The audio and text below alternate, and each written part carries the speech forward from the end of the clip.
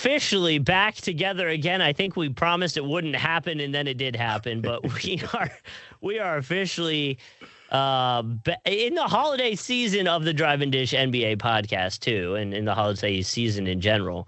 At least it's never that long, man. It's always like 2 weeks. It's never like we're not going like month-long stretches without you. I mean, the only long stretch, I mean, to be fair, the only long stretch we've had you without you in the last little bit is when you had a literal child. So I feel like that was a pretty good excuse to miss a few months. You definitely have to miss for a little bit. It was figuring out life, you know. It's a whole new world. To be honest, we got you back in like 2 months. I was kind of surprised. You hit me and you're like, "Yo, I'm ready to rock." I was like, I need to talk. Right, I need to talk to a human again. I can't talk to my kid about basketball. I was playing Outcast for like the next 7 weeks. I was like, wait, we got Justin back. All right, never mind. I'm sitting there with Quinn. I'll be like, man, Quinn, that pick and roll was terrible. And she's passed out on the couch. And I'm like, dude, what are we doing here? So with that, like you were talking about, your guest, you dropped an episode. Well, I guess it would have been 2 episodes ago, technically, with Carlton. But right as you dropped the episode, we got some big news with Chris Paul. So we're going to jump into that. And now there's some, let's say, big rumors going on with Giannis. So those are going to be the 2 main topics of this podcast. So let's warm it up with Chris Paul. The Clippers cut him mid-season, which is crazy to do to a future Hall of Famer who was literally in his final ride. Like, it was his goodbye tour, and you just cut it early. He's come out and said he's at peace with it.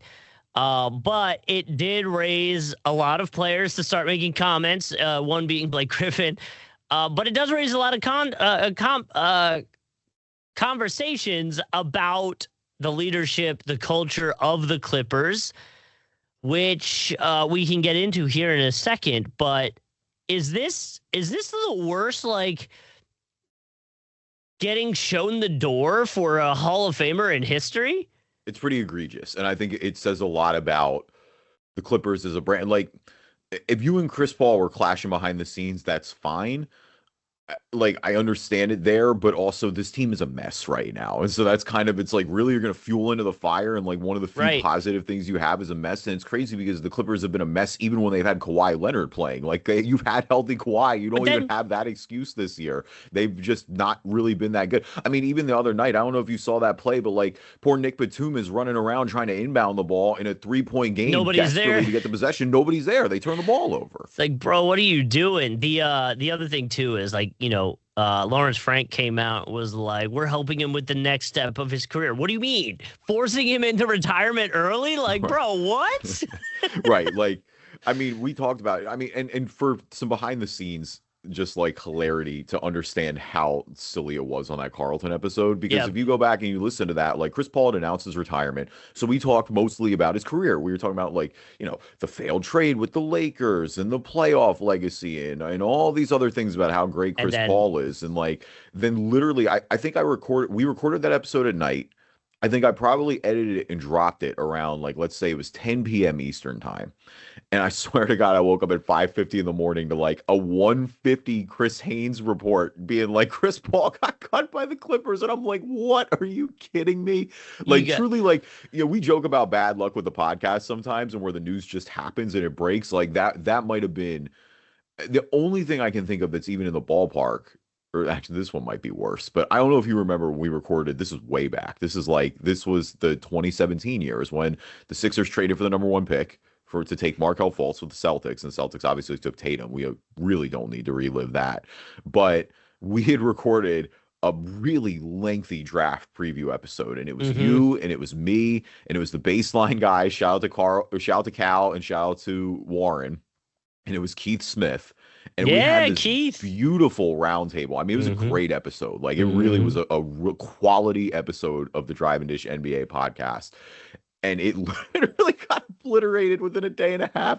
I mean, I don't even remember who. I don't remember if it was Warren or it was Keith, but they're like, nobody trades the number 1 pick. There's no way that would happen. And then I was just like, you got to be kidding me. It did happen. Yeah, I can't remember. Well, we've had like, between us, you know, on the back end, like you were talking about, we've had a lot of episodes get blown up from news. That's just part of it when you only really have a weekly podcast episode. It's also been 12 years. Like, it was bound to happen. Well, and that's like, I do a lot of we have a lot of clients here that want to do podcasting and talk to me about it. And so like, when helping them brainstorm because of like the PTSD of this show, I always try to push them away from like news type things because I'm like, because then something will happen or it won't be worth it. Like, for example, one of the ones we're working on now is a fishing show. It's going to be very similar to this. Like in a week from now, tides change, like everything's different. There's a new, who knows, shark by the pier, and now we're, you know what I mean? Like it just changes things. So I was telling them, I was like, they're like, well, let's do seasons and blah, blah, blah. I'm like, it doesn't make sense to do seasons because your stuff's not going to be relevant in a week. So really, you only need 5 or 6 episodes to go back. And then after that, you probably don't need many more because like, unless you want to go listen to a bad take of NBA podcast from a year ago, I don't know why you're going back and listening to a Drive and Dish NBA podcast episode from last year.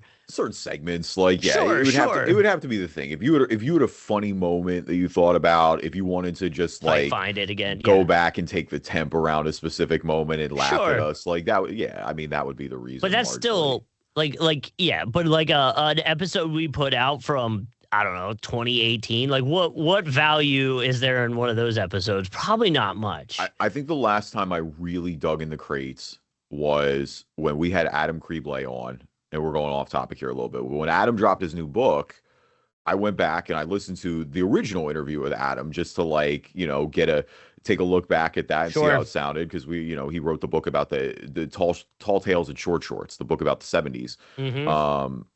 And that one was, I ended up listening to the whole thing because in hindsight, it was super nostalgic because I think that was Tim's second to last episode, but that was the last episode where Tim like hadn't announced that we were done. Like we kind of knew we were behind the scenes, but that he was going to step away from it. So like that was kind of funny to like, just because it was like that was a different, like that was a borderline different show at that point. So it was good to just, it's fun to look back and like hear that chemistry. And I think it's different though for you and I, because I think for us, like it's a nostalgia thing. Like so many good, obviously tons of good memories recording this podcast.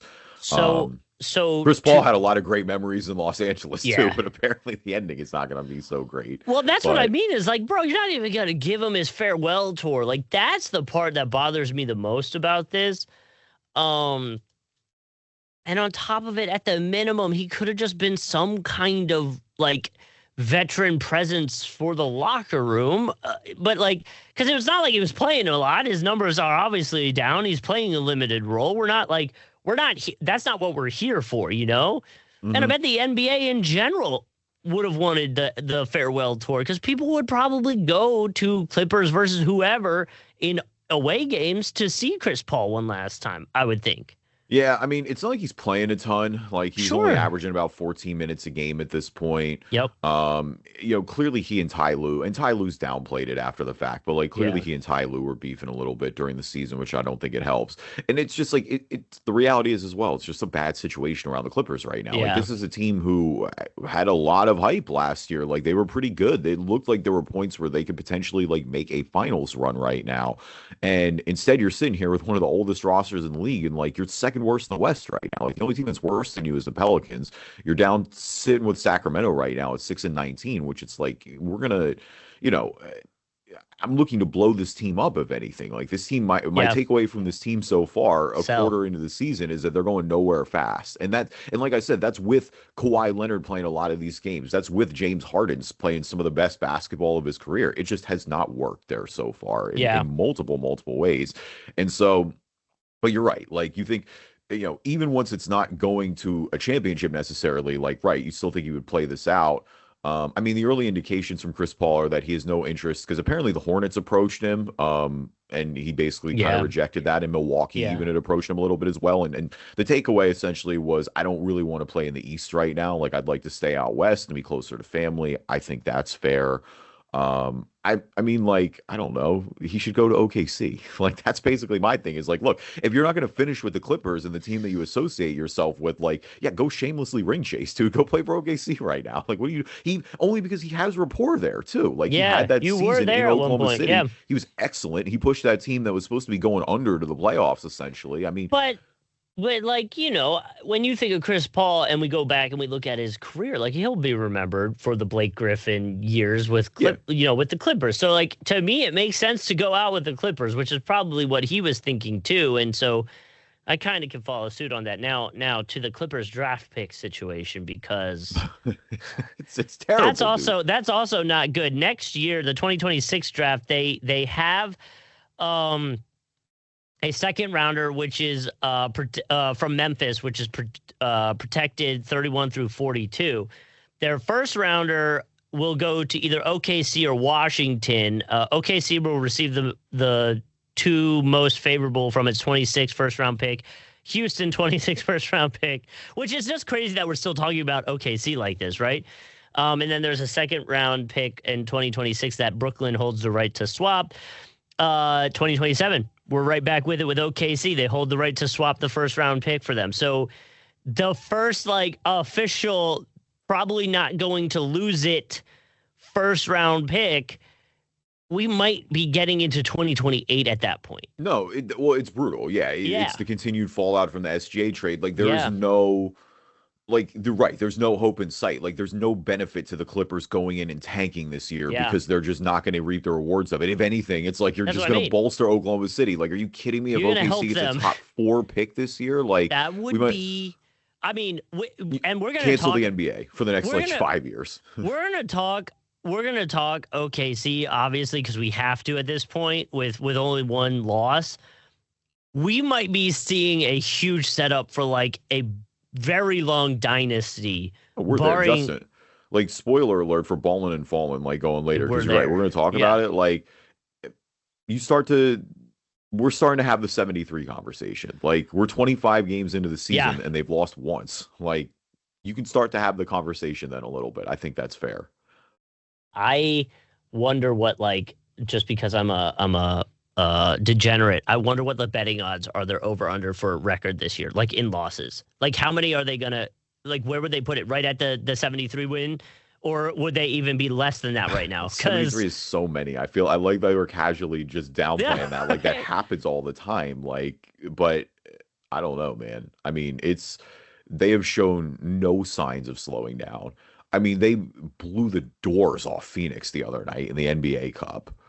Their rating is so much higher than everybody else right now. Here we go. I think I might have found it. No, this isn't what I'm looking for. Conference regular season wins. Here we go. Well, this is just to have the best wins. Let's see, 70. Wow. So 74 plus regular season wins, NBA record. The Oklahoma City Thunder play the props on this. It's only plus 235. Yeah, that's crazy. Like, that's so crazy. I mean, obviously there's value there, but right, that's saying you were the best team in NBA history. I mean, preseason, it was basically around 62.5, which looks hilarious in hindsight. Right. You better have taken the over on that. Yeah. Well, because they won 68 last year. Yeah. So, I would understand it's a slight regression, but really, I mean, I guess the slight regression would have been maybe Jalen Williams with him missing time at the beginning of the year, with Chet starting to work his way back into shape. But I don't know. I mean, I guess too, with the West being as competitive as it is, I think a 70 win season for Oklahoma City right now is minus 260. That's crazy. It really is. And I mean, obviously, 75. So you give them the NBA record and a game. It's only plus 390. Honestly. Yeah, I mean, you just have to assume health. That's the only thing that really would kind of be in the way, right? You just have to hope an angry Grayson Allen doesn't try to take out Chet again. Did you see that?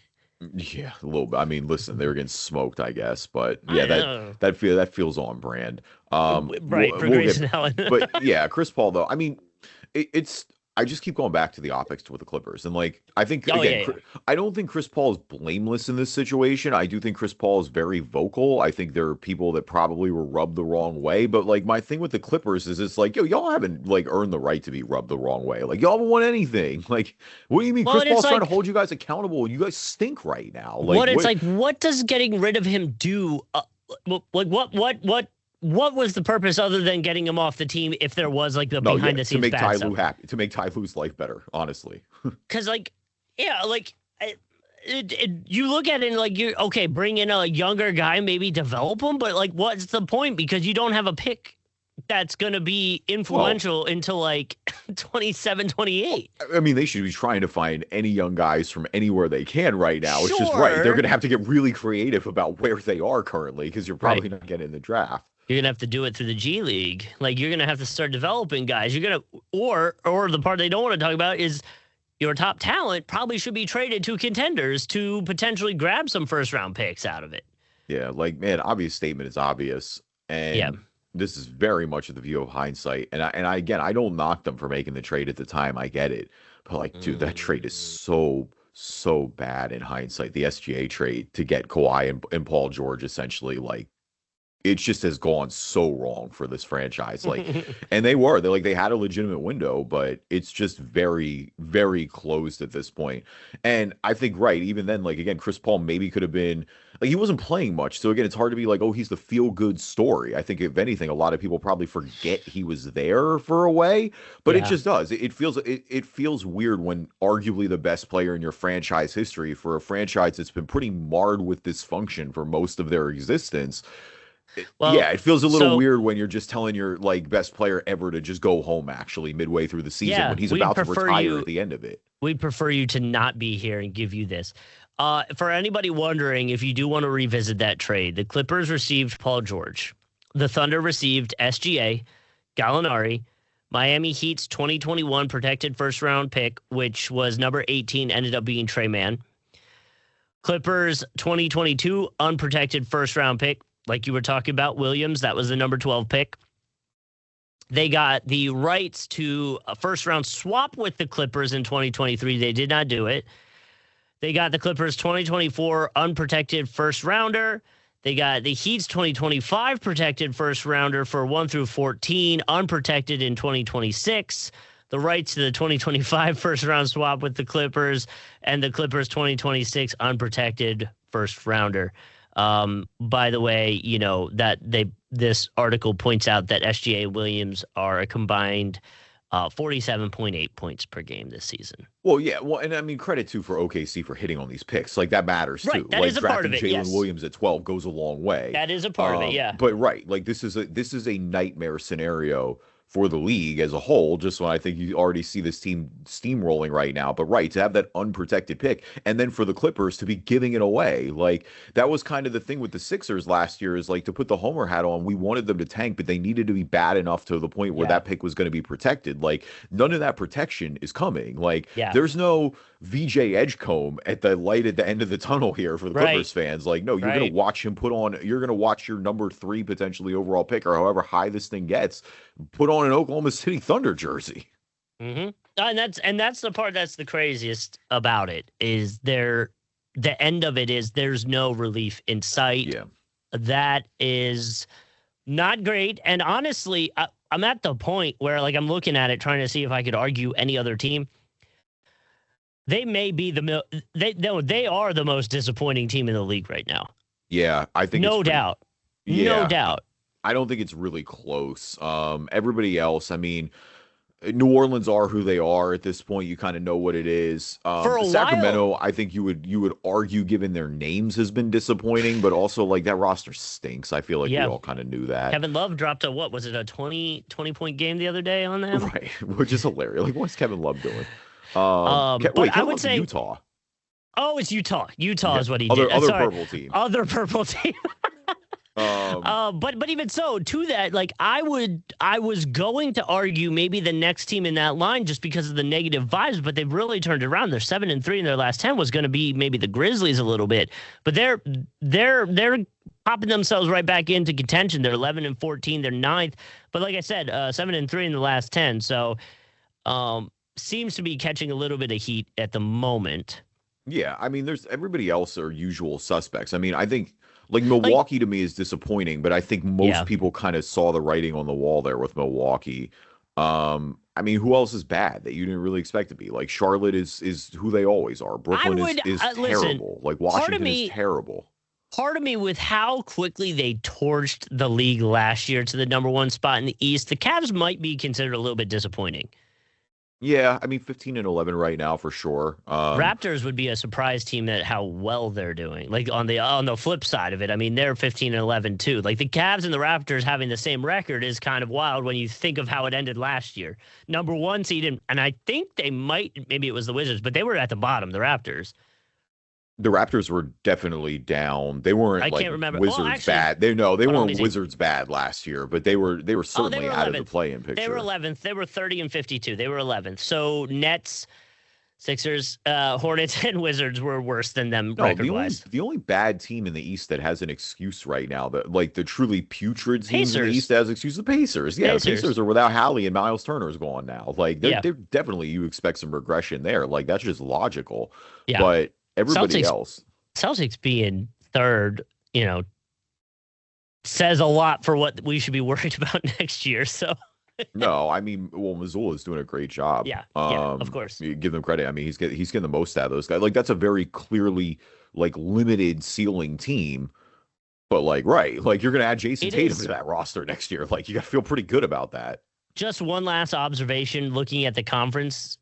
The Eastern Conference has only 2 teams with single-digit losses, the Knicks and the Pistons. Yeah. The West has 6.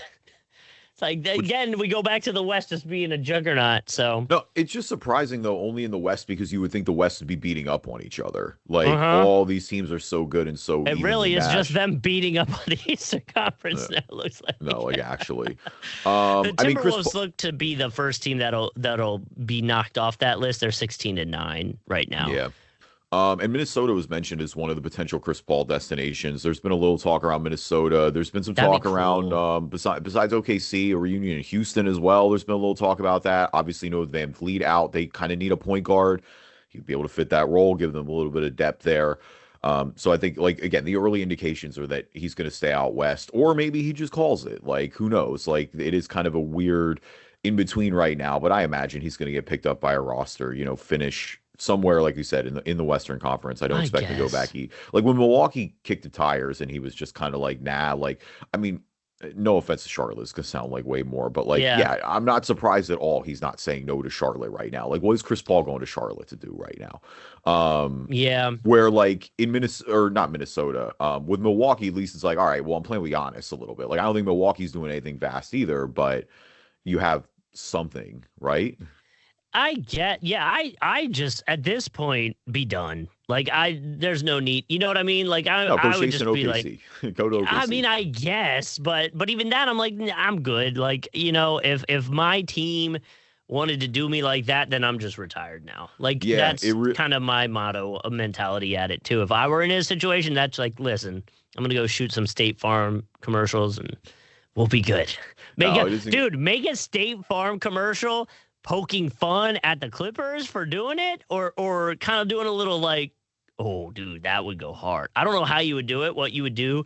Something about your home not feeling like your home anymore, or something like that. There's a way. Dude, come on. There's a writing. There'd be something there. Out. And State Farm, if y'all doing that, cuz to check here a little bit on the Yeah, side, for real. So help your boys out here on the Drive and Dish NBA podcast. Welcome everybody. My name is Kevin Rafuse. Joining me as always, my co-host Justin Cousart.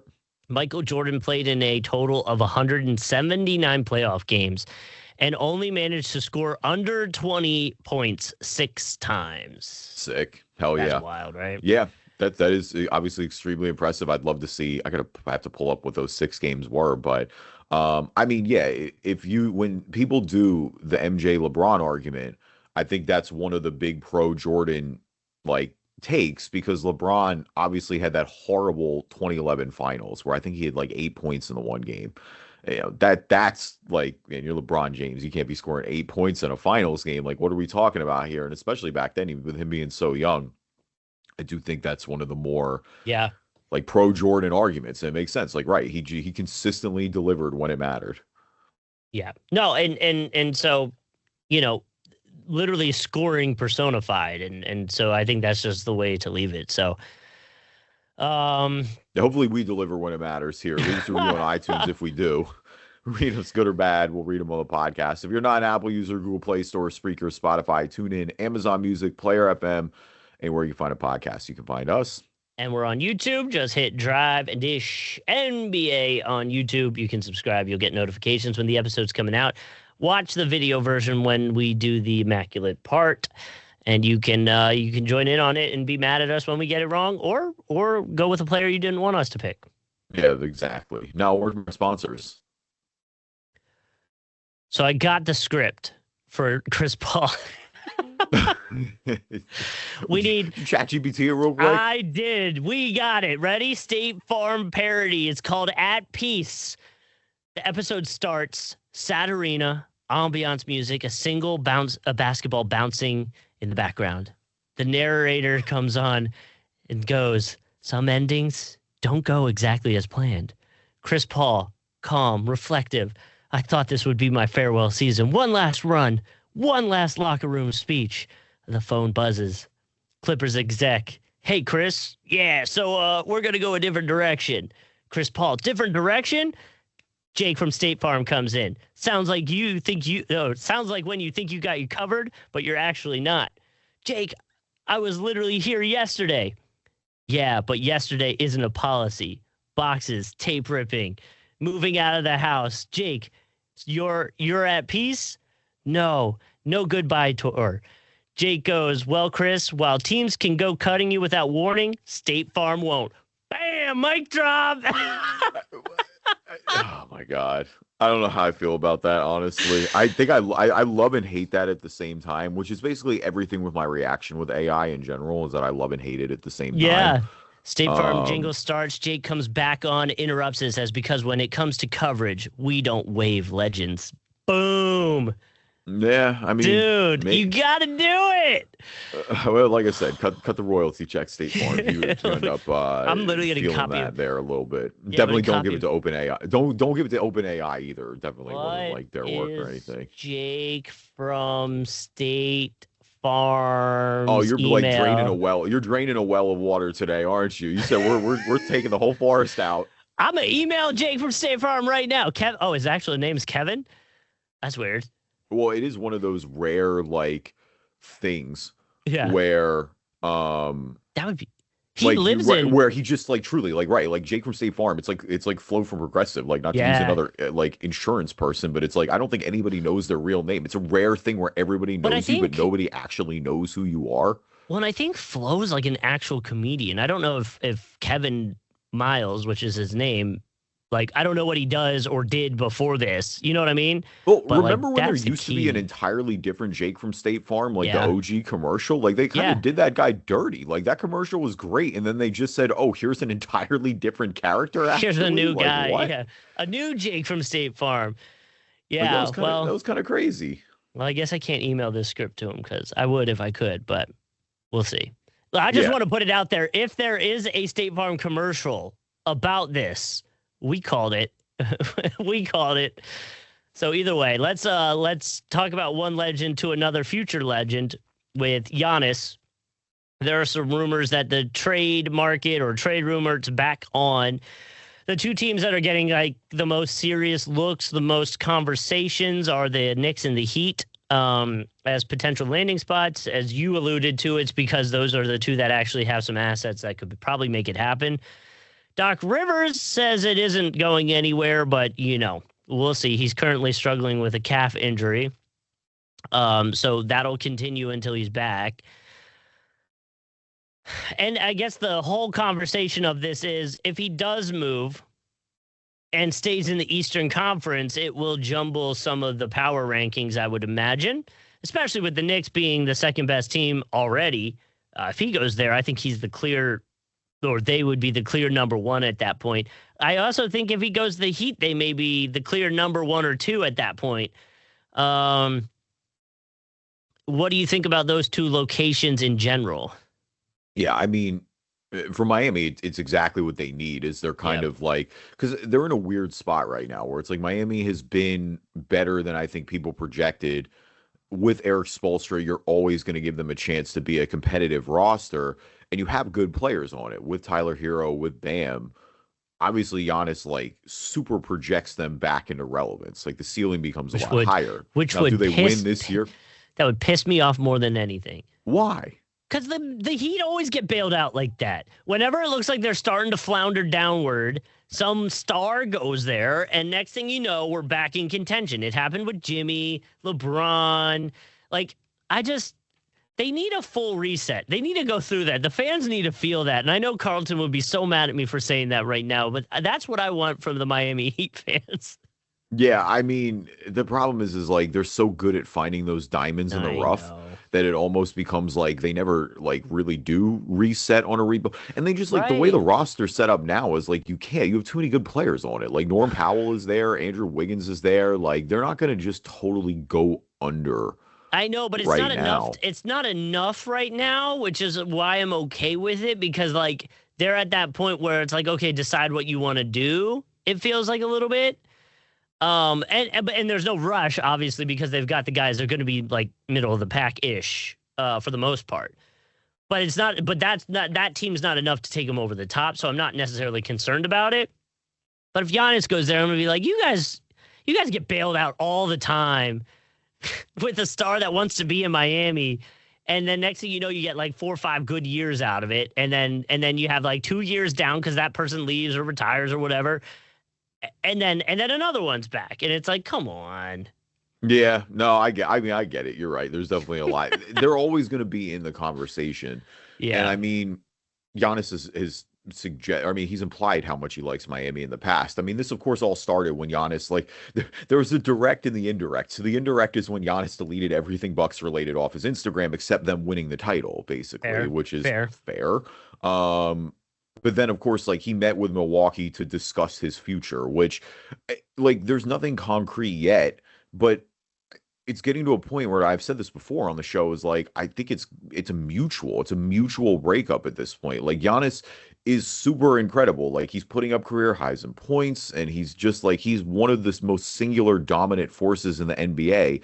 And even with him playing at this incredibly high level, like borderline best player in the NBA level, the team still stinks. They're going nowhere fast. Like they're down in 10th right now in the Eastern Conference, like just hanging out a little bit above Chicago. Like the roster is not built to win. Like they won the title in 2021. So again, you're never going to look at the Giannis era as anything other than a success. Like he broke Milwaukee's title drought. That really matters for them. And I think that's why you can almost like accept it being a little more mutual. It's like we succeeded together. Like we completed the mission that we said we were going to do when we set out.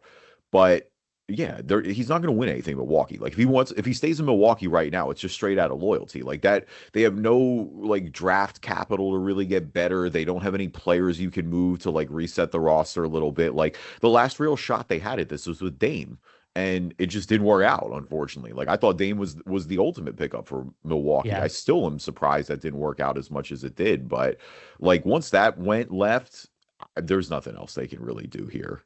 Yeah, and I'm with you. If you're the Bucks, you have to at least explore the potential of it to see what you can get in terms of packages from really any team.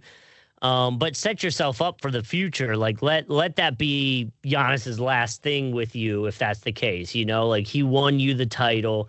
Go now, let him be traded and get you a bunch of assets that you can use in the future to rebuild this team. And all to say, like the longer. Not say like, if Giannis wants to stay with the team forever, he stays with the team forever. But if you are going to trade him, like to your point, now may be the time because his value is at its peak. Yeah, you know, you start going a few more years down the line, maybe his age starts to take over. You know, like it'll slowly lose its value. And obviously, right now, before any really trades have gone down, you would have the most leverage on any team that might be interested with other teams might be interested. So I'm with you. I think you got to at least explore it. Obviously, they claim there's no trade request and the Bucks are shooting it down. The coaches are shooting it down. So we'll see what that looks like. But to your point, you know, when there's smoke, there's fire. And I feel like now that we're really here with how bad the Bucks record is, and this injury is an interesting timing as well. Like, okay, like, sure, I'm not saying he's not injured, but you know how that goes sometimes. Yeah, I mean, I think if it doesn't happen now, I think it's going to happen at the end of the season. Good. It could, yeah. Maybe, but would his value potentially be less at the end of the season? He's Giannis Antetokounmpo. No, I agree. He's really got to fall off a cliff for his value to go down, and even then, I don't think it goes what down. If there's and God forbid, I don't want it to happen. What if there's like a major injury? I still don't think it goes down. Okay. Just because he hasn't really dealt with enough consistently for me to be worried about it. Like, I know Giannis is obviously one of those guys, like he's not shooting the basketball, but he's the most efficient post scorer in a generation. Like, I'm not worried about his athleticism being the one slowing down yet, especially with his stature. Like, I worry about that more with guards than anything. Like, think of like the Dwayne Wade prototypes and the Russell Westbrook prototypes, where it's like, no, I worry about that when you're a guard. Giannis is a big guy. Like, he's always going to be able to get to the rack like that. So, I mean, the Knicks trade that has been floated that I've seen so far has been OG, Mitch Robinson, Miles McBride, and multiple first rounders. So we'll see. I mean, is that enough right now? I mean, look, I love OG Anunoby. Don't get me wrong. Like, and I think Milwaukee would like to add him to the roster. Like, I think in the short term they'd be better, but I don't know. I'm interested to see what the market looks like. Like, again, this is one of the best players in the NBA in his prime. Like, you should be able, like, Milwaukee should just not casually sell Giannis Antetokounmpo either. No. Like, get the best value out of here. Well, what was the 5 first rounders or whatever it was a few years ago that we had? Was that was Gobert that happened for? A bunch. Gobert got a bunch. Bridges got a bunch in the trade. If I'm the Bucks, I'm like, that's what we're looking at here. I either need first round caliber or first round picks, and we need to get, lucky number 5 or 6 at that point, and let's see where we're at. Just keep Nico Harrison away from it at all costs. Like, don't hire Nico Harrison in your organization and keep him far away from it, and you should be able to get what you're looking for. And I wonder if other teams will try to use that against the Bucks in terms of a trade. Then that's fine. Then I'm hanging up the phone. That's fine. You can try, but I'm hanging up the phone. We're good. Before we get too far past it, I did have a fun game we could play here. Because I was going down a list, and I realized there are 16 players, Giannis being one of them, so I'll give you that, that are making over $50K this season. 50 million, you mean? I'm like 50 like 50K. I'm like, the whole league's making over 50K this season. You look at the league and you're making over 50K. Yeah, sorry, 50 million this season. So Giannis is one of them. So there's 15 more. Do you think you can name them all? We'll see if I can get them all. I can name a bunch. Yeah. I mean, Jokic. Jokic is third on this list. Steph is number 1 on the list. I mean, I'm cheating because you mentioned him a little more, but I know Jimmy Butler's on that list. Yep. Paul George is on that list. Embiid's on that list. Embiid is number 2 on the list. Kawhi is on that list, probably. Kawhi is number 16 on that list. Wow, really? He's not top. Yeah. Or how many are there? There's 16. He was the last one. He's making like 50 on the dot, pretty much. Okay. Unless we don't know about the. Yeah, true. Yeah, the aspiration trees. What is Oh my God, why am I blanking? I mean, Tatum's got to be making that. Tatum is 5 on the list. Is Donovan Mitchell making that? Donovan Mitchell is not on the list. Damn, okay. I thought he might. Jaylen is too, right? Jaylen Brown is? Jaylen Brown is number 11 on the list. Yep. All right, who else will be? So you're missing number 4, number 7, number 9, number 10, 12, 13, and 14. Oh, Durant's got to be 1. Durant is 4. Luka is not on this list yet. He'll get there. LeBron is 14. Yep. Some of these names are gonna be like, wow. Dude. Is Bradley Beal on this list? Yeah. Bradley Beal's number 10. God, that's so gross. I mean, I'm trying to think who else got big paydays like that. Is Kyrie on this list? Kyrie is not on this list. I think. Is AD? Anthony Davis is number 7 on the list. Yep. I think the last 3. Oh, no. 2 are in the West and 1's in the East. I'm pretty sure. Is Dame on the list? Dame is number 9. Okay. So you got 2 more. You got number 12 and number 13. They are. Harden's not making 50, is he? Harden is not on the list. Zion's not. One team is one of the better teams in the league, and the other team's about middle of the pack. And they're East and West. You said one East, one West left? Yeah, we've split it, one each. Mm-hmm. I don't think. Oh, SGA. Is SGA making 50? He's not yet. I think I thought he got the big extension. It may not have kicked in yet. I mentioned Denver. Denver's Jokic. Houston has KD. The better team of these two is in the East. And he's recently joined this team. Oh, it's probably is it Brunson? Not Brunson, but right team. Yep, Cat. Yeah, okay. Cat, yep. The last team is a team we talked about a lot at the beginning of this season. God, not this season, the podcast starting, really, because of Tim. That pretty much gives it away. Oh, it's just Booker. Booker is the last that makes one. Sense. Okay, yeah, Book's a good one. You're right. I wouldn't think about that as much in Phoenix. Well, yeah, you think about that list. Think about how many of those people are injured. You're like, dude, like, wow. Yeah, if you get to the point where that cash is in, and I mean, listen, yeah, so some of those $50 million contracts aging a lot better than the others, to say the least. $50 million contract would definitely be under Ballin. So let's switch gears a little bit. Who's balling? Who's falling? Our NBA version of the stock market, we always like start with the good before the bad. For anybody wondering, number 17 on the list, which is at 47 mil, is Zach LaVine. He would be the next one. Right. And so that's exactly. You talk about Sacramento being like disappointing. Like that's a big reason why Zach LaVine ain't playing like the 17th best player in the league. But all right. I mean, balling for us this week. I mean, we're kind of like. We kind of hit it already a little bit. Like I was going to mention, and we were going to talk OKC here at Ballin. So like I'm not going to super rehash it really, but like I mean, my reason for bringing it up was SGA finally acknowledging the wins record and saying like, yeah, we want that. That's in play. And I mean, right, like they're 24-1 as of recording this podcast today. They're in the NBA Cup semifinals again after steamrolling Phoenix. Their only loss this season is to Portland by 2 points. So like not much smaller of a margin of defeat you can get there. Such a random team to lose to, too. Shout out to Portland. They've been scrappy, but you're right. That is kind of funny that they're the only team they've lost to. I mean, yeah, they've won 16 in a row. Their point differential is 17.4 right now. Like, yeah, they're absolutely in play for the win mark. And I guess my only question is there a situation where we have the conversation of like, hey, chill out and make sure you're good for the playoff run?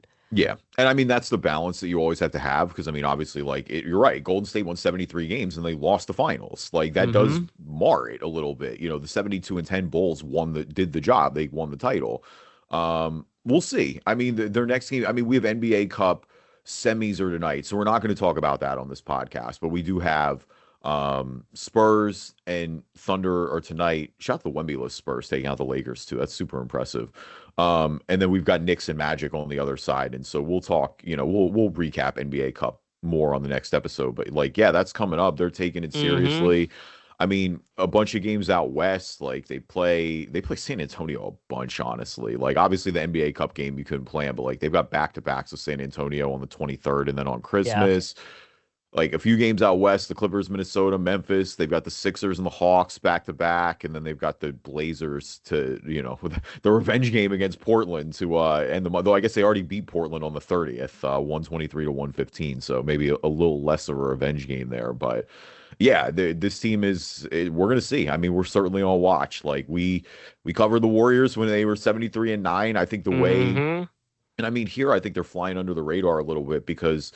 Like when the Warriors were doing it, you had Steph just putting up some ridiculous highlight every single night. With the Thunder, it's so balanced. Like I know SGA is the engine that obviously makes this run, but like SGA's scoring in a way has just become like so routine at this point that I feel like it probably goes underappreciated. Like SGA just goes out and gets you buckets. Like it's just not really like a flashy buckets, but then you'll look up and you'll be like, he had 33 points last night. Like how did that happen?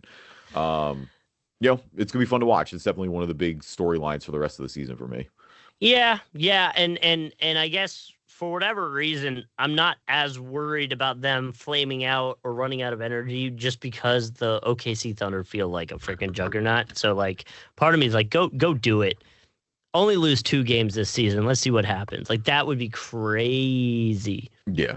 truly would be one of the wildest things. But all right, in that case, who's fallen for you? Fallen for me, there's actually a few stories on him, so we can kind of just overview some of this, but it all kind of goes back to Desmond Bane's situation with the Rockets, where, oh, like what? Or not with the Rockets, sorry, it was with the Knicks, where he like rockets this ball off of OG Anunoby's back. Did you see this? Like They were playing. He was playing dodgeball. Yeah, I was like, what is going on? He got a technical foul. It was ruled a hostile act. But like, what are you doing, bro? He was fined $35K.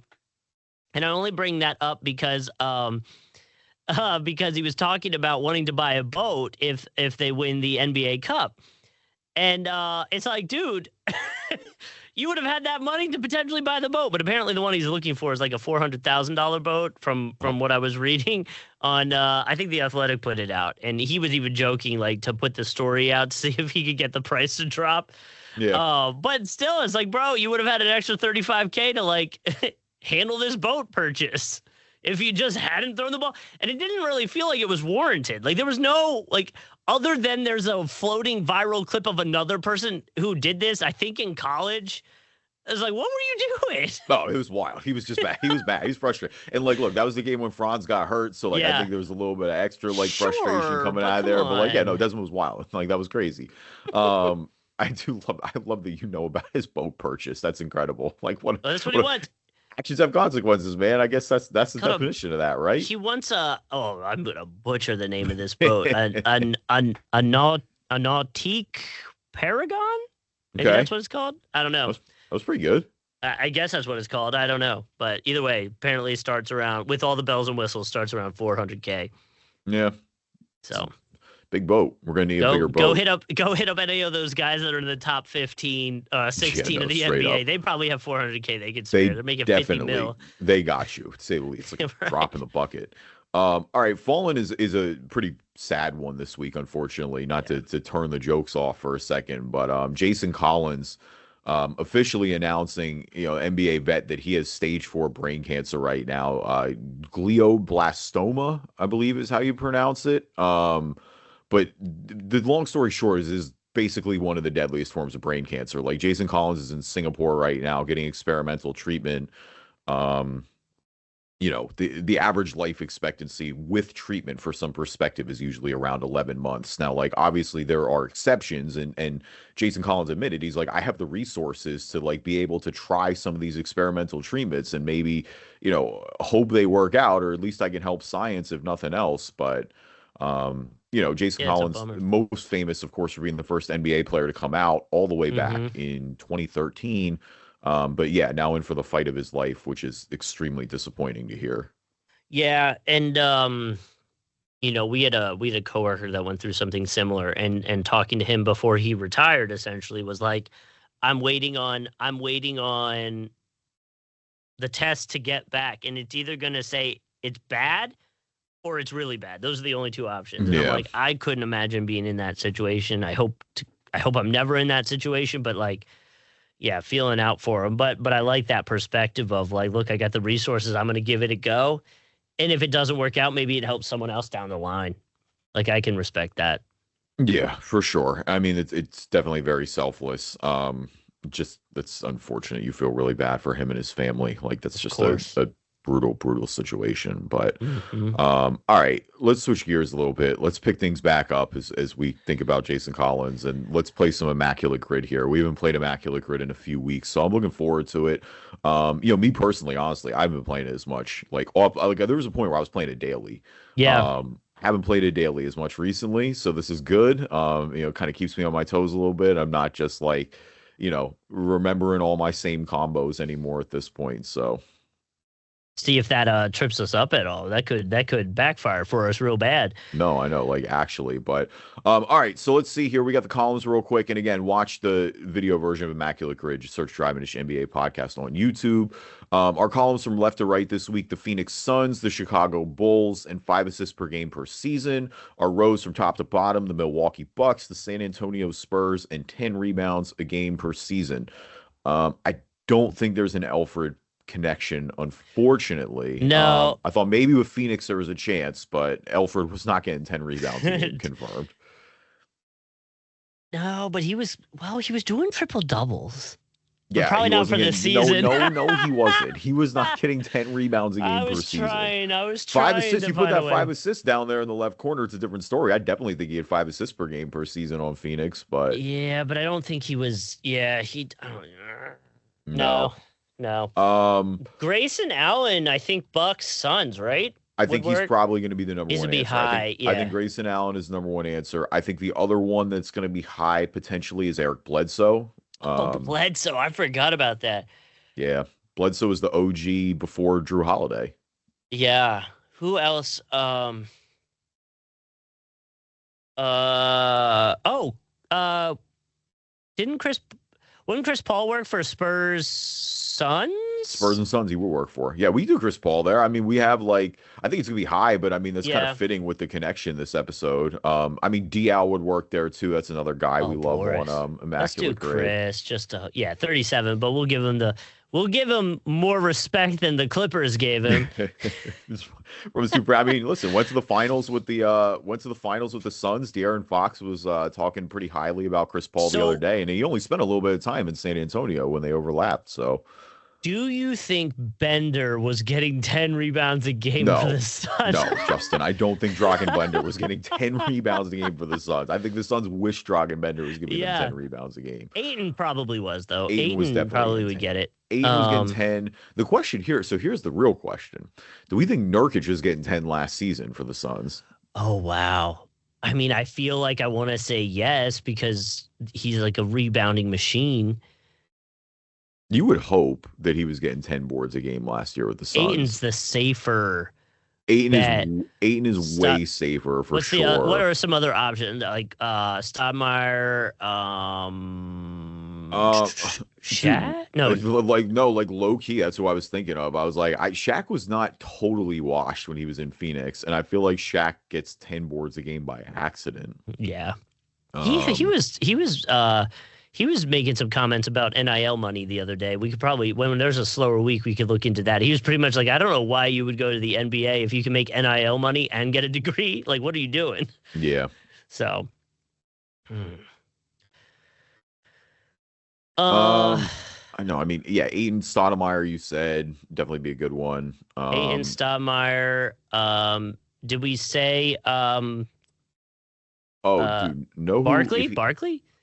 Oh no, we didn't say Barkley. Barkley should be one. Yeah, Barkley definitely be number one there. Jeez.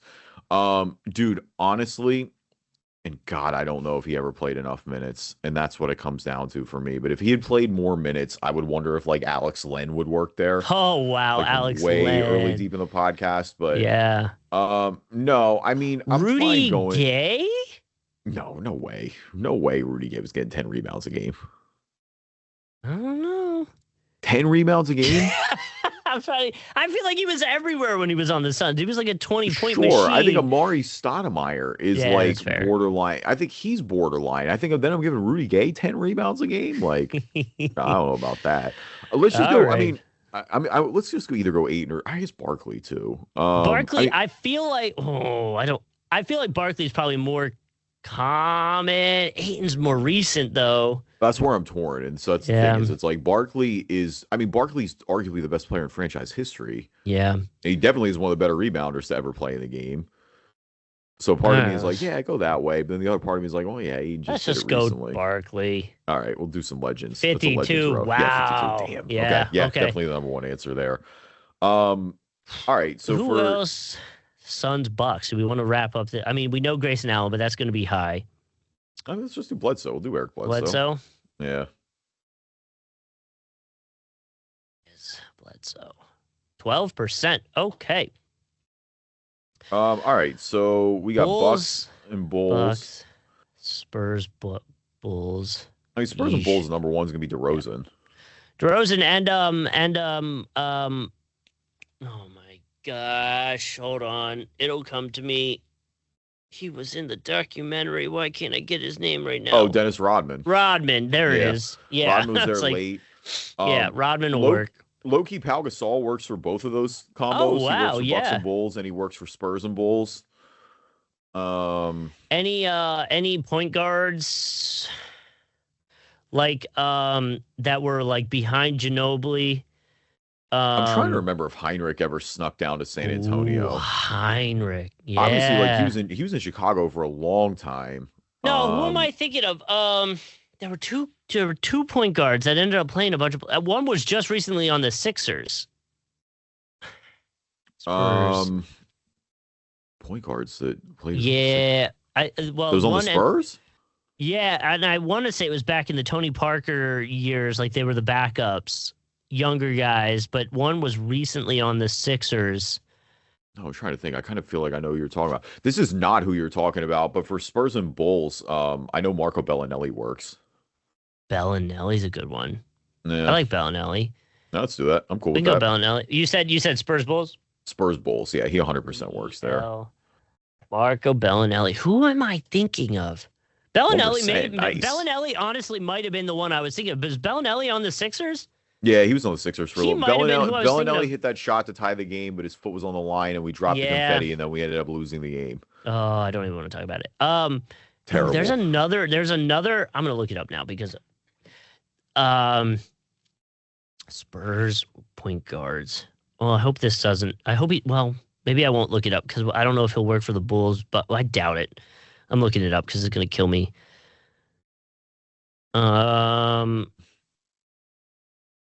Okay, Spurs point guards history. Who am I thinking of? Yeah, like I really can't even. There's in history. Oh, we could have done Bledsoe for Bucks 5 assists per game per season too. He definitely Oh, would that have would have that. been a good one. Didn't No, he didn't. I was gonna say Rubio, but I don't think he ended up on either of those. No, yeah, Rubio wasn't there.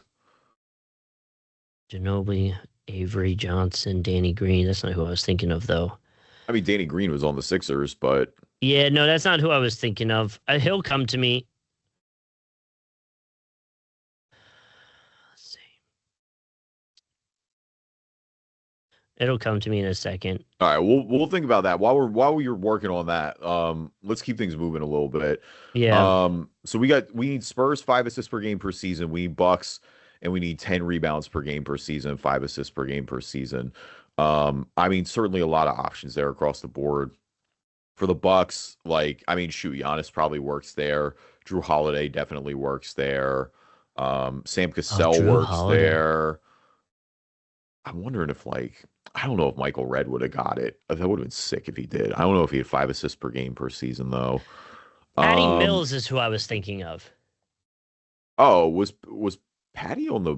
I mean, Patty was on. Well, I guess I can look. Hold on, but that's definitely who I was thinking of. Patty Mills was the name I was thinking of. He played behind Parker, and he did not play on the Bulls. I think I was thinking of him on his first team, which is Portland or Atlanta, dude, or Atlanta. Know who you just locked for me? I don't know how I made this connection, but know who works for Bulls and Spurs that we should do? Jabari Parker. Or Bucks We already and have. Spurs, I should say. Bucks and Spurs. Jabari Parker. Dude. Jabari Parker definitely works there. Obviously drafted by the Bucks, number 2 overall. He did spend some time playing with the Bulls there a little bit. So yeah, you want to throw a good throwback drive and dish there. Bulls 10 a game. I mean, Rodman's the obvious one. Boozer. Joakim Boozer's Noah. Interesting. Noah's definitely Noah's an obvious one. I feel like we've been down this before, and I feel like Boozer doesn't have it. I feel like we got blindsided by this. I don't think he does either. I think he's one of those who's very close, and I feel like his prime years weren't enough in Chicago to get that many boards a game. I'm kind of like, oh man, it's I feel so like we got close. blindsided by this last time. We do. I feel like we got burnt by that too. I mean, Vooch, I know we've used Vooch there before for that. I'm fine going with Joakim Noah. I feel like we haven't used him there in a while, and he'll definitely work. Oh, yeah. Okay, hold on. Yeah, wait, what? What is happening? No, it may be glitching on their end. It looks like it's. Oh, there we go. Okay. Oh, there we go. I would say, yeah, it just takes a sec sometimes. Yeah, I was like, wait. I was like, no, you're spelling it right. You're 100% spelling Noah right. Confirmed. Noah Vonleh. Wow. That's funny. I was so high on Noah Vonleh. His athleticism was off the charts coming out of college, and then it just never really translated. Well, it worked, but it's not giving us a. That's fine. It'll figure itself out there. There we go. There we go. Do they have him in a Memphis That's funny. I mean, he That's ended with so. Memphis, so I guess that makes sense. That's his most recent Come headshot. on. But no, I know it's kind of crazy. All right, 5 assists per game per season for the Spurs and for the Bucks. Do we want to try Patty? Or do you think Patty had 5? Oh, He was a man, point guard, but he was behind. and he was kind of like an offensive first point guard too, Yeah. right? Like he was taking a lot of shots. I feel like he played the minutes, but like, yeah, Parker would be the guy who I'm getting assists there. I mean, Ginobili and Parker probably would work. Well, so here's for the Spurs. I mean, I know it's so new and it's like, oh, he's obvious he's on the team right now, but it was like De'Aaron Fox only played a limited amount of games there last season. He had to have ran 5 up real quick, right? You would think. Who from the Spurs went to the Hawks? Oh, I know what you're talking about. I mean, Patty Mills did, low key. No, but more recently played with Trae Young.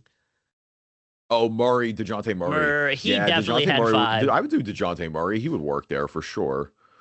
I feel like he's kind of fallen off the radar a little bit. Yeah.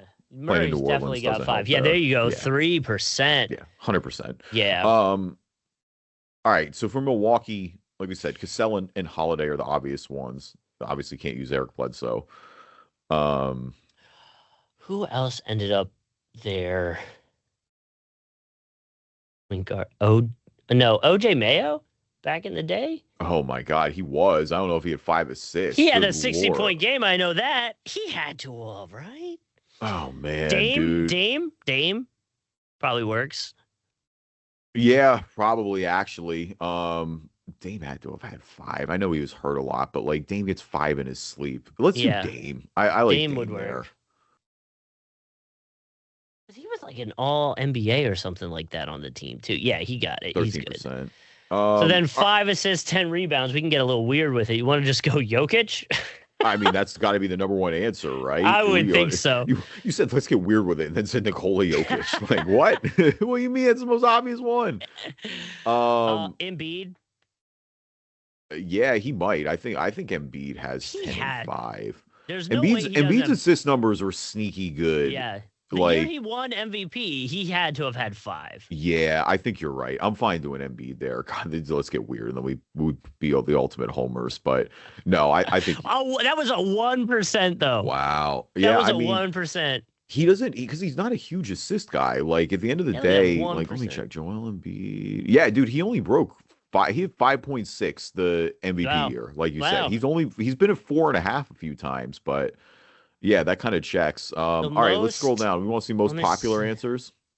The most it looks like Bucks and Bulls is the most answers, which is kind of surprising. I'll scroll you down. And Grayson Allen was the number. Yeah, I mean it's current, man. I'm telling you. Well, most popular answers here. Justin, you mind going back? Oh, sorry. I thought you could. I thought it was just sharing that screen. No, okay. Yeah, we're still sharing. All right, so for Bucks and Suns, it's Grayson Allen. For Bulls and Bucks, wow, I didn't even think about this. Bobby Portis. Yeah, Bobby had a pretty messy divorce. Who did he punch? Did he punch someone? He punched Mirotic. That's what I was gonna say. Yeah, he punched Mirotic. For Bucks and 5 assists per game per season, Drew Holiday. Chris Paul for Spurs and Suns, Dennis Rodman, who you mentioned for Spurs and Bulls, Tony Parker for Spurs, 5 assists per game per season, Charles Barkley for Suns, 10 boards a game per season, also Dennis Rodman for Bulls, 10 assists per game per season, and Russell Westbrook, 10 boards per game, 5 assists per season as well. Robert Ory. Yeah, that makes the most sense. Eubanks. All right, you want to go back to Thad. Our boy Thad everywhere. If we want to go back to our grid one last time, we got Eric Bledsoe for Bucks and Suns, Jabari Parker for Bucks and Bulls, Damian Lillard, Bucks 5 assists per game per season, Chris Paul, Suns and Spurs, Marco Bellinelli, Bulls and Spurs, DeJounte Murray, Spurs 5 assists per game per season, Charles Barkley, Suns 10 boards a game, Joakim Noah, Bulls 10 boards a game, and Joel Embiid 10 boards per game, 5 assists per season. Thank you everybody for listening to this episode of the Driving Dish NBA podcast. Appreciate you guys as always. Leave us a review on iTunes, good or bad. I'll read them on the podcast. If you're not an Apple user, Google Play Store, Spreaker, Spotify, TuneIn, Amazon Music, Player FM, anywhere you can find a podcast, you can find us. And we are on YouTube. Just search Driving Dish NBA. You can follow video versions of the podcast. Make sure you don't miss out. Subscribe, and you'll get notifications when new episodes are coming.